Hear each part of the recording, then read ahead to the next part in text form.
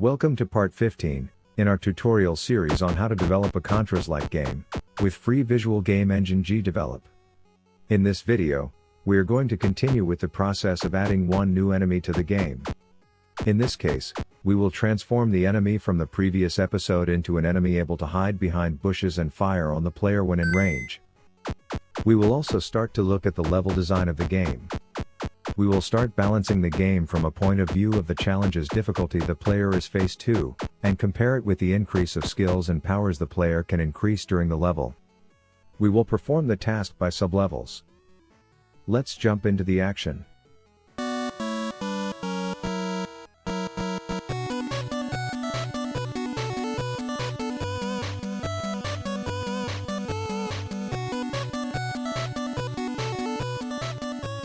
The first thing that we want to do, thinking in the level design, later on, is to allow us to create the enemies and their sprites, based on their type. It will allow us to place the enemies where we want, and they will create their sprite. Let's use the new enemy for it. Drag the physic enemy into the scene view.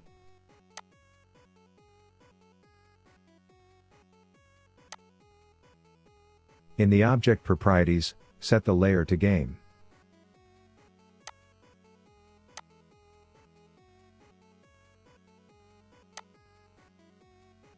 And enemy type to be 2.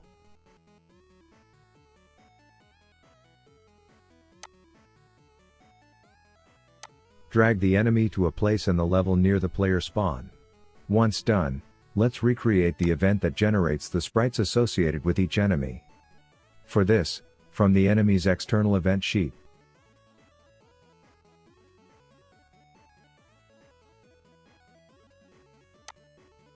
On the on-beginning of scene event, copy-cut the actions created to set up the previous enemy.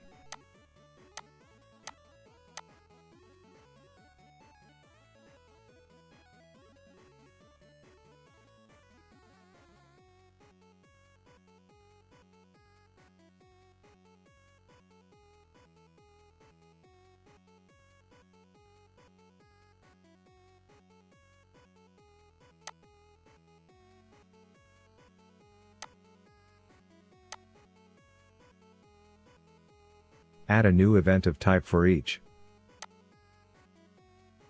Drag it to be a sub-event. Click on the object and select the physic enemy reference. Since we are first testing the process, let's limit it to be only for the new enemy. So, add a new condition associated with the variable enemy type being 2, which will be the new reference number that we will be using.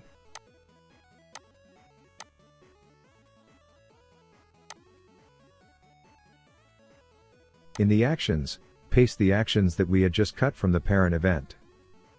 Let's make some adjustments. We are starting from the physic enemy, so we want to create a new enemy 2 sprite at the physic enemy position. Double-click on the action and replace the references from physic enemy to enemy 2 sprite and vice versa. In the position, we will now take the base for the physic enemy X and Y.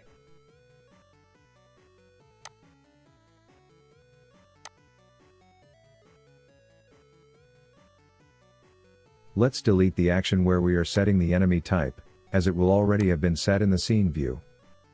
Let's modify the enemy behavior to be a new temporal number 2, we will make the final decision later on, but it will always be the same and not random.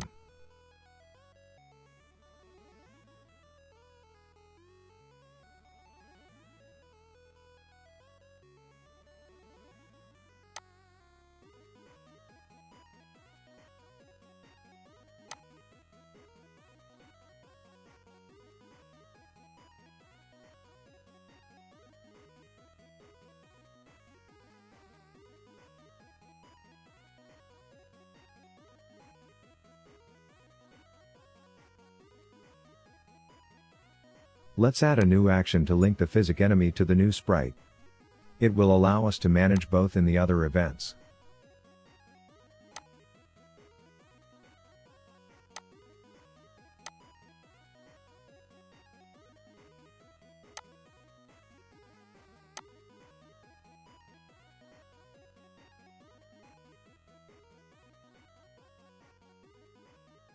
Let's go to the end of the event sheet, where we are moving the sprites based on the physic objects, and duplicate the event associated with enemy type being 1. Replace the number by 2.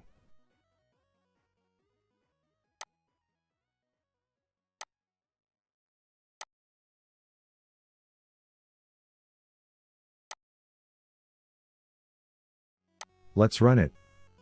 Wow! Somewhat big.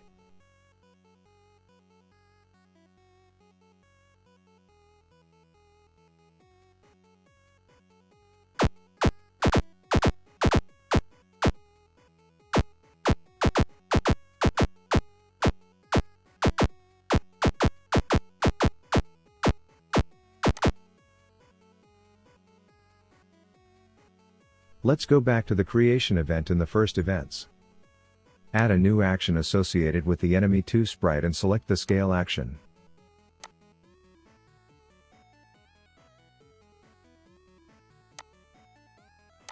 Set the value to 0.2.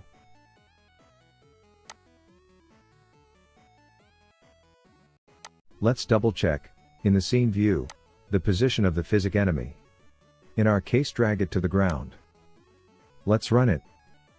And, the enemy is moving around us. Not bad, but not what we had intended to. But no problem, we can solve it easily. Let's go back to the enemy's event sheet, and let's start to make modifications to the new enemy's behavior.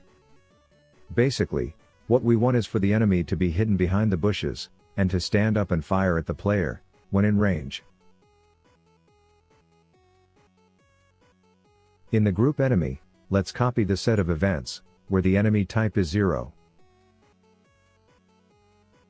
We want this set of events because it is associated with firing horizontally left and right, which is closer to what we want for the new enemy.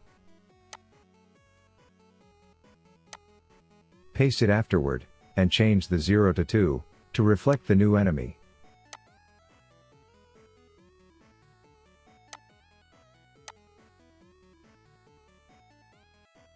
Let's look for the event where we are dealing with the player not in range.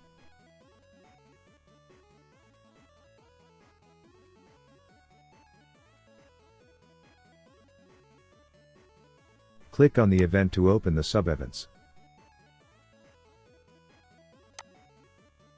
Copy the event where the variable enemy type is 1 and paste it below.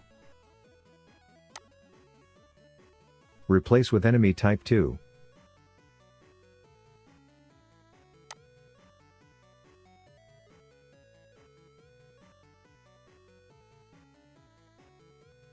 In the actions, where we are setting the animation name, replace it with the animation enemy fire horizontal crouched.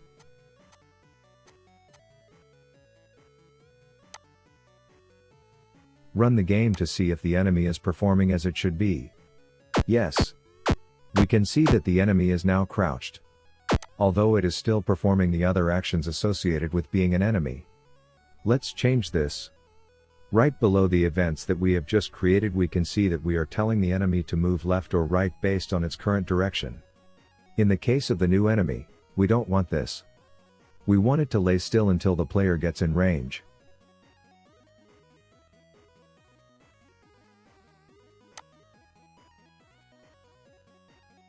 So, create a new event.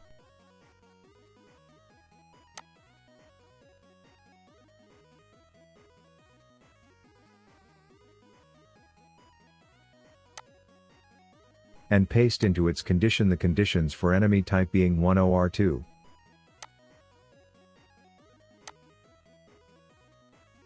Drag the two events where we are moving the enemy left and right, to be sub-events of the new event just created. This way, only enemies 1 or 2 will be moving. If later on, we want to add more enemies, we will have to add them to this condition.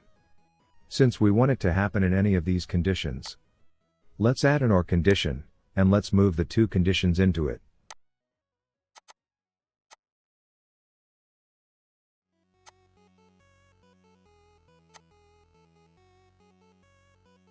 Let's run the game again to check if the enemy now is not moving. Yes. It works. The enemy is there laid down. Now, let's implement the behavior when the player gets into its range. Let's go to the top of the event sheet, where we are creating it. And let's change the enemy behavior to 0, which makes the enemy fire standing up. Let's now go back to the enemy group, and let's fine-tune the group of events that we had duplicated earlier on for the enemy type 2.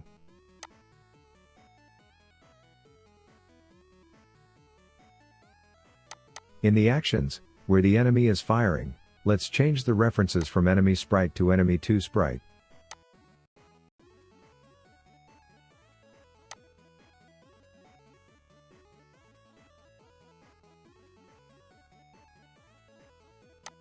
Let's move the action where the animation is played up, to be the first. Replace the animation name with enemy fire horizontal up. That you can also get from the list of animations from the enemy.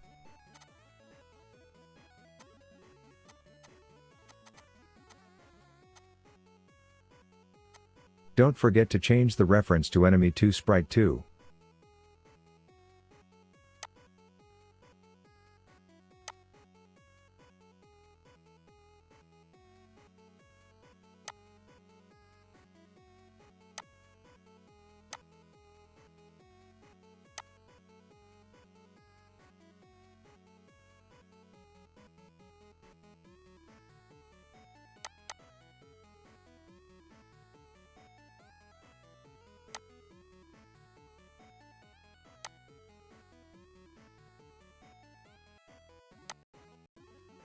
Let's run the game to check if the behavior is working now.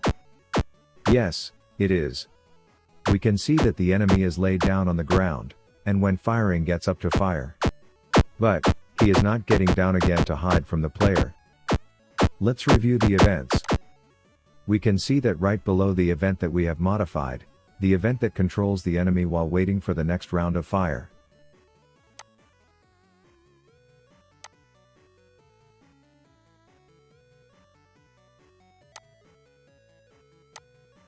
Let's change in the action of the animation to be again enemy fire horizontal crouched.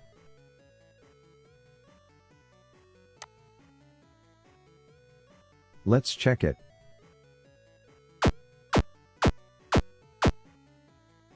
Yes. The enemy is now standing up and down. Great. We have done a lot of work. But, it isn't yet working as we would want. We want the enemy to be hidden behind the bushes. This can be accomplished in a lot of different ways. But, we will use the Z-order property of the sprites. The middle ground vegetation in the game is set on the same layer of the player, but with a different Z-order. For that, let's go to the scene view, and let's make a quick test to see what would be the right Z-order for the enemy. The current Z-order is set at 91. If we replace it with -100, we can see that the sprite goes behind the small bush. Let's go back to the events and code it. First, in the creation event, let's set the Z order to be -100.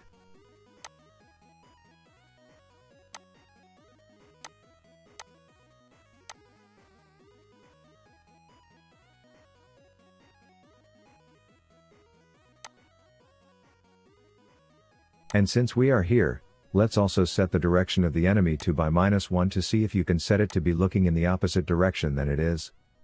Which will allow us to see if the direction event is working.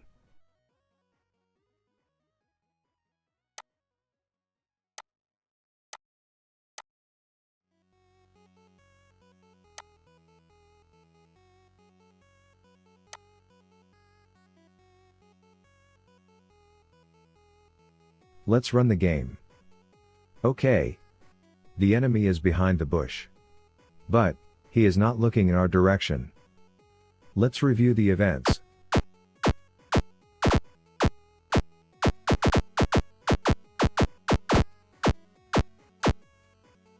The problem is located in the events that we have duplicated earlier on, and that is dealing with the behavior of the enemy when the player is not in range. For the other enemies, they will be moving and eventually collide with one of the direction blocks and change the direction. This new enemy is standing in the same place and will never collide with any block. So, we need to actively tell it where to turn.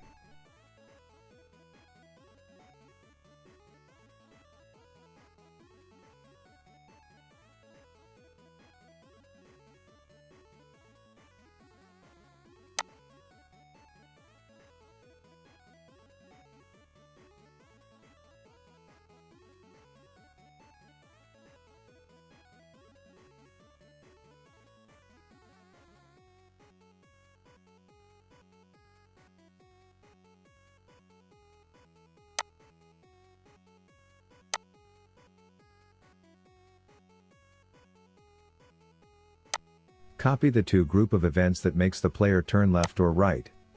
Let's paste them and drag them to be a sub-event of the event associated with the enemy type being 2. Let's delete the collision conditions.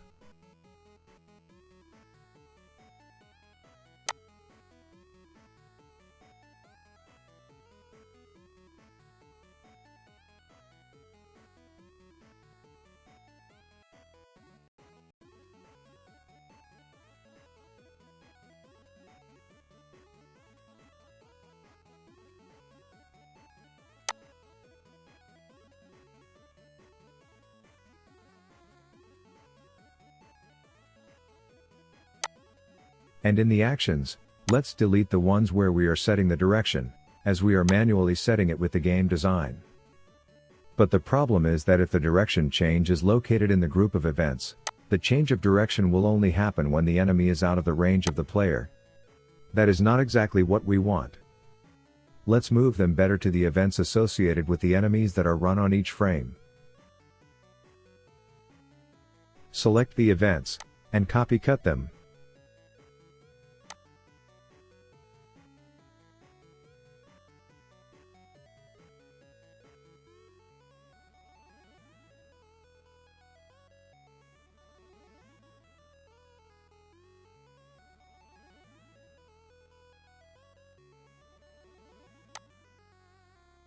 Let's go up to the enemy group.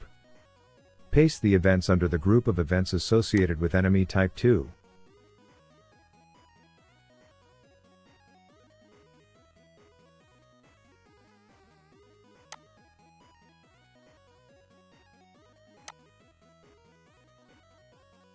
Let's clean the actions and sub-events. We want the enemy 2 sprite to be modified, and since we don't have any need for the sub-events, let's move the flip action to the parent event and delete both sub-events.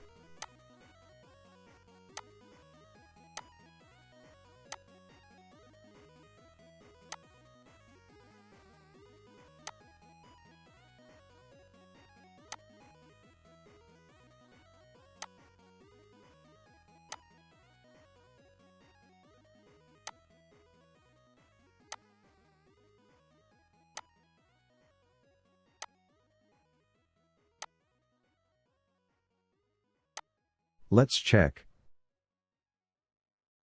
And now, we can see that the enemy is correctly turning in the right direction. Let's try to damage the enemy. The bullets are flying over the physic enemy block. It is too small and the bullets are not colliding with it. This is correct for when the enemy is hidden, but when standing up, we should be able to hit it. To fix it, we need to change the scale Y of the physic enemy, as to make it taller when the enemy is standing up. So, in the events, let's initialize it with a scale Y of 1.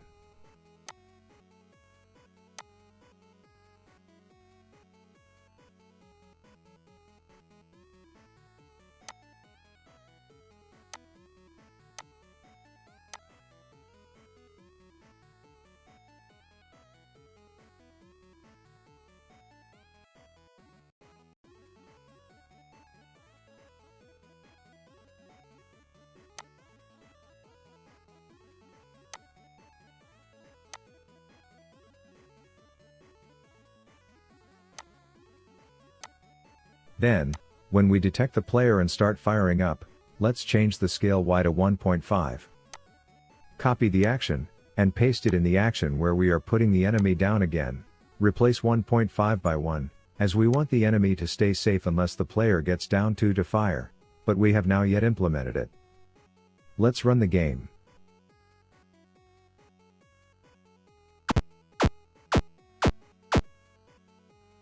We can see that we are hitting the enemy. Some damage particle effects are appearing, but the hurt animation is not playing, and the enemy seems to have infinite lives. Let's go to the damage enemy group. Part of the problem is associated with the fact that in the first episodes, when we started to link the enemy logic with the enemy sprites, we set ID variables between parent and child, but then in the end are not used because we are using the link objects. So, remove that condition in the two events associated with damage.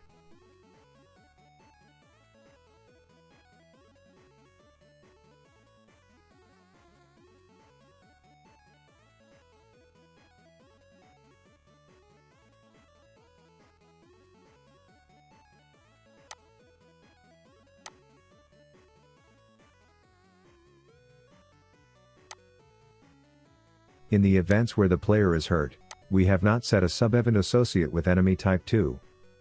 So, duplicate the one from enemy type 1 and replace the reference with 2. The reason why the enemy is not dying is that we have a bug, and in this same group of events, we are not decreasing the enemy life by subtracting 1 to the variable enemy life.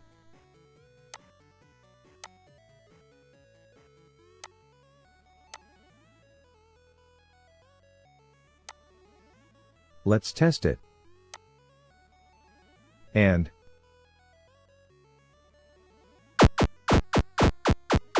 we have life and death. We have 3 types of enemies, and we have a weapon power-up to increase the powers of the player. At this stage, it would be important to make sure that we have a correctly balanced level design, because if not, the overall feeling to the player is that it is chaotic, too easy, or too difficult. How can we do it, or how is this done in studios? We usually say that game design is almost more an accounting role than a creative one. Because the failure or success of a game is not in the brilliant ideas or awesome art and animations, but rather on the overall gameplay and fun experience delivered to the player. How can we control it? There are a lot of different possibilities. This is the one that we use in our games. Take an cal sheet. List all your enemies and assign them a difficulty score. Add your player and assign it a capability score. Let's say that we start at 1.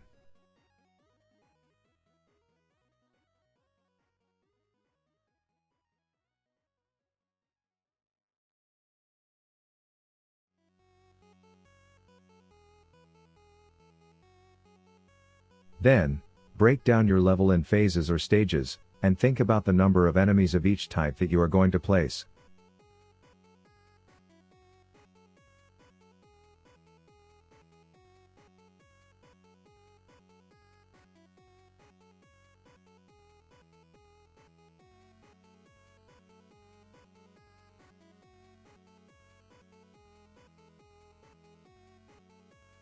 Let's add also gap scoring, which will be the difference between the player capacity and the stage difficulty scoring.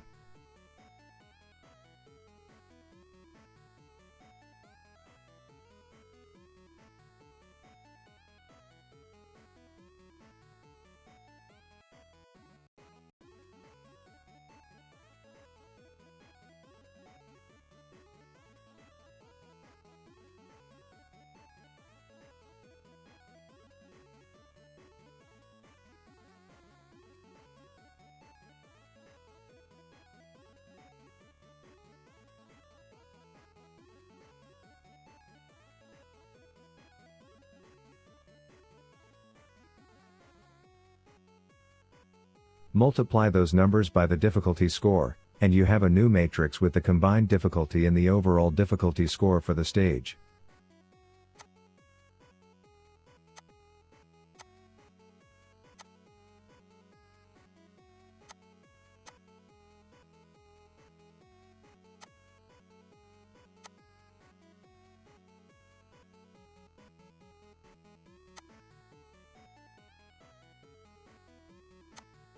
Add the player capacity's growth element, like power-ups, life, energy. Compute the difference and you will get the difficulty's growth pace. We can see in our image that the difficulty starts somewhat higher than the player's skills or capacities, and it grows faster, which represents that the level of challenge perceived by the player grows too. This is normal. If the abilities of the player would be higher than the level, then the player would be bored. If you take a look toward the last stage, you can see that we have currently computed an overall difficulty of -23. This is too high. The increase of complexity should be smoother. There is a graph that is very famous in the world of game designers created by Ralph Koster in his book The Theory of Fun that explains visually this concept. So, in our case, what we should do to increase the difficulty score is to lower down the type or number of enemies that will be used in the sub-phase. Or, increase the skills of the player by adding new abilities, guns, ammo, or anything that could leverage up his ability to face the difficulty of the game. If we want to be sure of the progression, we can quickly generate a chart that will help us to visually understand how the gap between player and enemies is progressing.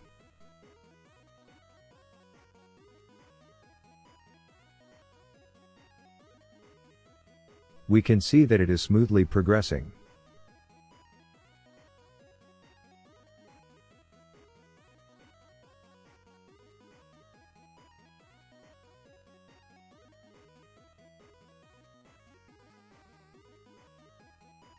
If we were to revert to the initial difficulty of -23, the chart would show us this.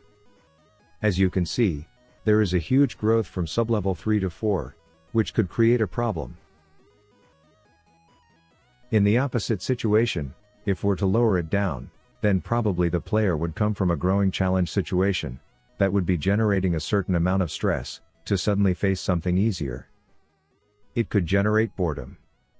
This lowering down can also be used to give time to the player to relax, train some skills before going back into action. The progression line should balance between sub-levels of growing difficulty, with ones where the difficulty decreases as to give time to the player to get back his energy, train new skills, discover new insights on the story, or other design elements. We will link this calc sheet in the description. What next? Start to implement the level design and place enemies in each of the sub-phases, configuring the spawners to only release the exact number of enemies. For that, and to be used as a visual reference to help us understand where we are working on, we can create outside of the camera view some colored blocks that will help us quickly reference the sub-level or sub-phase we are working on.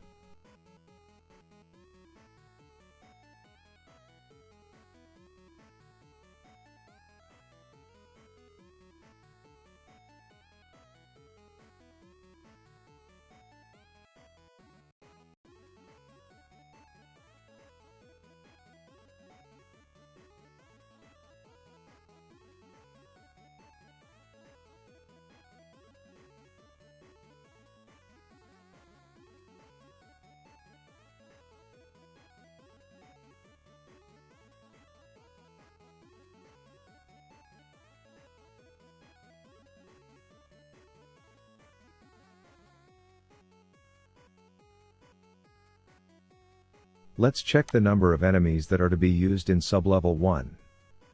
So, we need to make changes to our spawn enemies, as to spawn to a maximum of enemies defined in our level design. Let's quickly implement it. Select the spawn enemy object and add a new variable that we will be calling max spawn.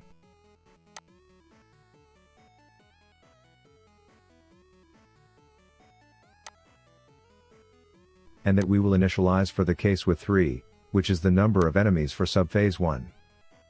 Now, let's go to the enemies event sheet and modify the spawn events. Add a new condition for the spawn object where we are check if the spawn count variable is less than the variable max spawn.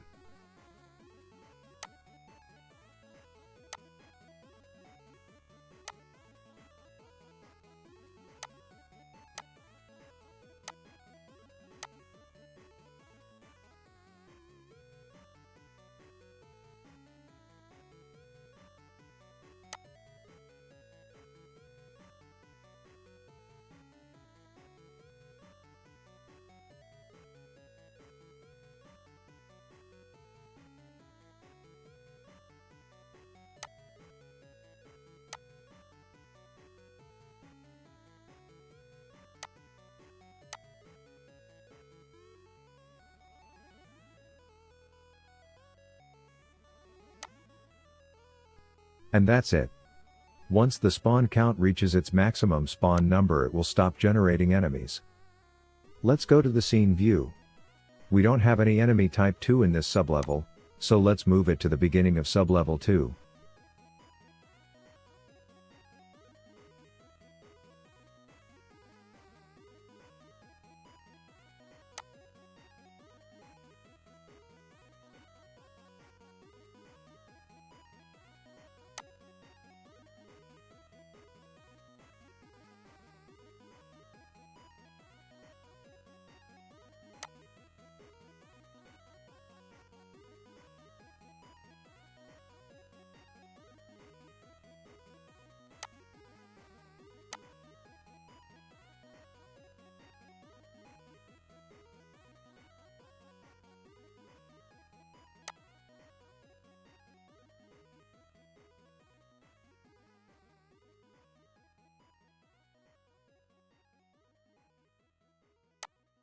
And let's do the same thing for the turret enemy, that based on our level design, will only appear on the sublevel 4.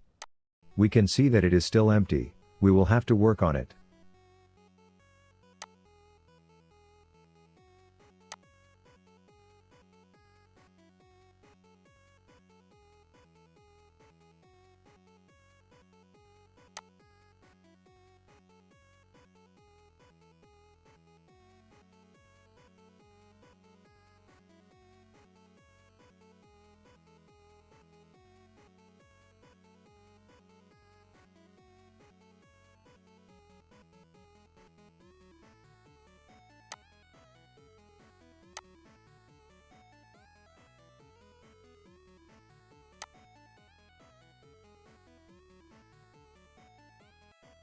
Let's quickly open the menu of instanced objects to see all the enemies that we have currently in the level to move them to their correct position in the level. This is an iterative work. A count sheet will support any number we throw on it. To make sure that we are heading in the right direction without level design is to be constantly playing the game, adjusting, playing again. Once done several times, show it to other people and let them play it too. Collect the feedback. Analyze and make the modifications you feel need to be done. In our case, the overall feeling is that our level is too easy, at least for the level of firepower that we have. We can see that we are killing every enemy on sight. We will be adjusting it while preparing for the next episode, where we are starting to look at the game flow, between the different menus and game states, and probably a high score screen as in the old arcade games. We hope that you have liked this video. If it has been the case, consider subscribing, giving a like, and clicking on the notification button. If you have any questions, problems, or comments, don't hesitate in putting a comment and we will answer as fast as we could. See you in the next video, game developers.